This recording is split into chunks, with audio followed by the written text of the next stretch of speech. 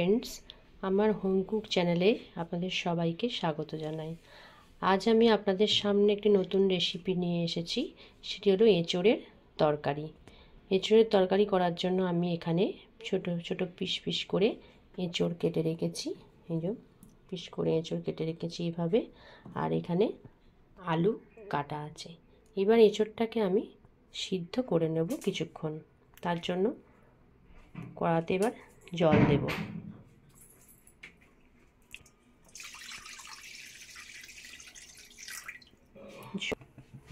এবার এঁচোড়গুলো দিয়ে দেব।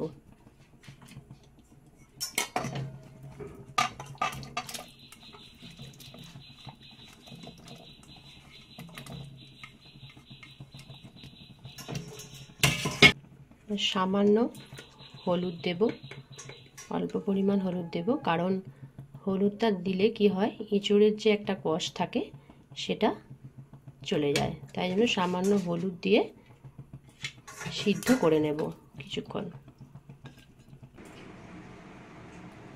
এঁচোড় আমার সিদ্ধ হয়ে গেছে, খুব বেশি সিদ্ধ করব না। এঁচোড় সিদ্ধ হয়ে গেছে। এবার এটাকে পাত্রে বাটিতে ঢেলে রাখবো। এবার আমি কড়াতে সর্ষের তেল দিয়ে দিলাম। আপনারা চাইলে সাদা তেলেও করতে পারেন, আমি সর্ষের তেলেই রান্নাটা করছি। আচ্ছা, কড়াতে তেল গরম হয়ে গেছে। এবার আলু যেগুলো কেটে রেখেছিলাম সেই আলুগুলোকে এবার ভেজে নেব।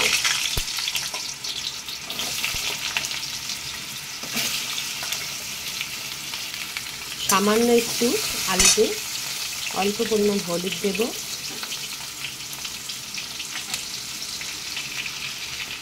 একটু হলুদ দিয়ে নাড়াচাড়া করে নিচ্ছি।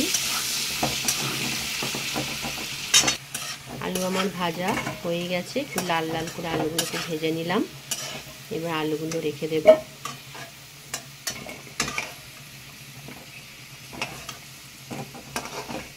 এবার এঁচোড়গুলোকে সামান্য ভেজে নেব, কারণ এঁচোড় ভেজে করলে রান্নার টেস্টটা ভালো হয়। এঁচোড়গুলোকে একটুখানি ভেজে নিচ্ছি কিছুক্ষণ।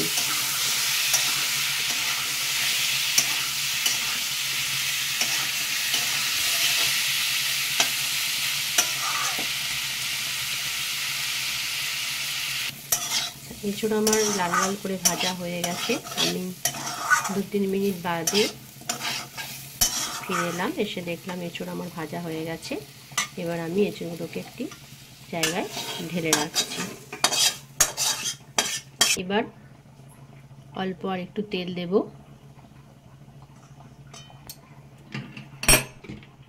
তারপর এবার দিয়ে দিচ্ছি একটি তেজপাতা ফোড়নে, শুকনো লঙ্কা একটি থেকে দুটি দিচ্ছি, বা আপনারা চাইলে 2-3টে দিতে পারেন।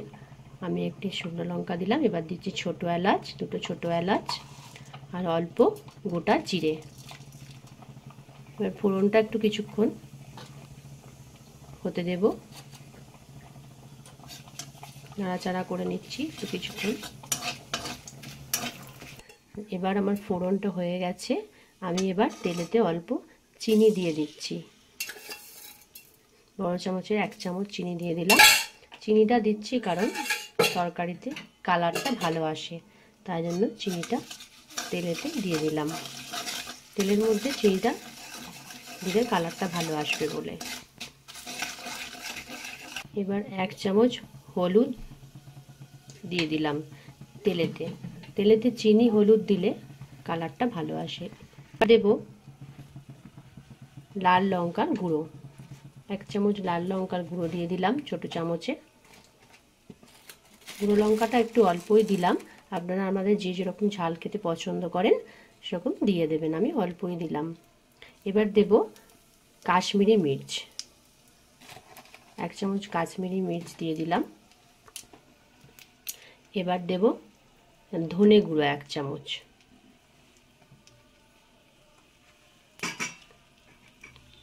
এবার দেব জিরে গুঁড়ো 1 চামচ। এবার গ্রেট করে রাখা আদাটা দিয়ে দিচ্ছি। এবার দেব হাফ চামচ গোলমরিচের গুঁড়ো।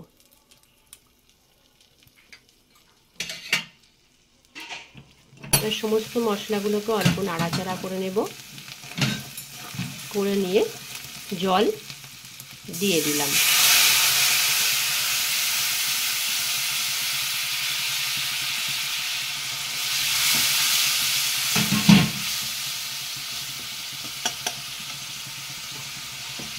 এবার আলুগুলো দিয়ে দিচ্ছি। এঁচড় দিয়ে দিলাম, করে এঁচড়গুলো দিয়ে দিলাম।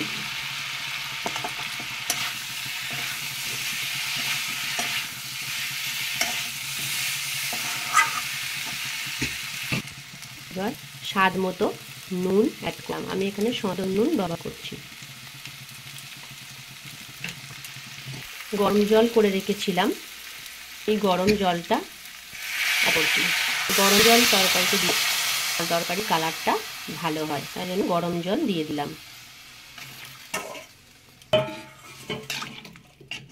এবার ঢাকা দিয়ে দিচ্ছি, কিছুক্ষণ এটা হতে দেব।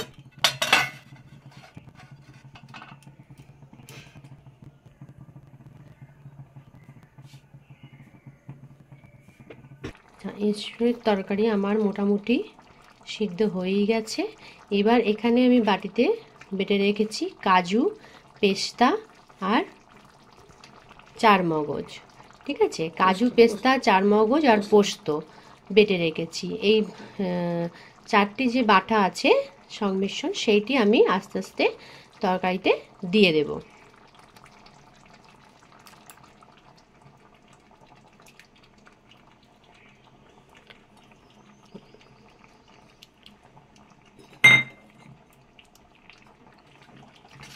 এবার হালকা নাড়াচাড়া করে নেব।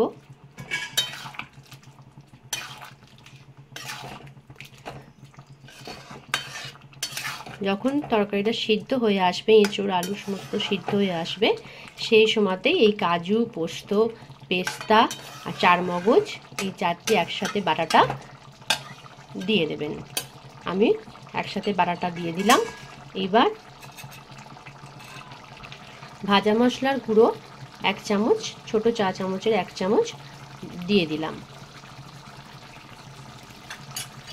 আপনারা চাইলে এখানে অল্প ঘি দিতে পারেন, কিন্তু আমি ঘিটা দিলাম না। আপনারা চাইলে ঘি অ্যাড করতে পারেন এর সাথে। তরকারি আমার হয়ে গেল, কমপ্লিট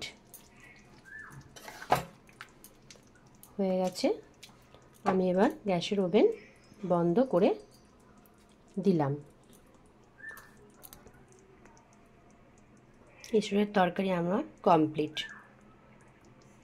নিত্য নতুন রেসিপি আরও দেখতে হলে আমার চ্যানেলটাকে please like, share and subscribe করবেন।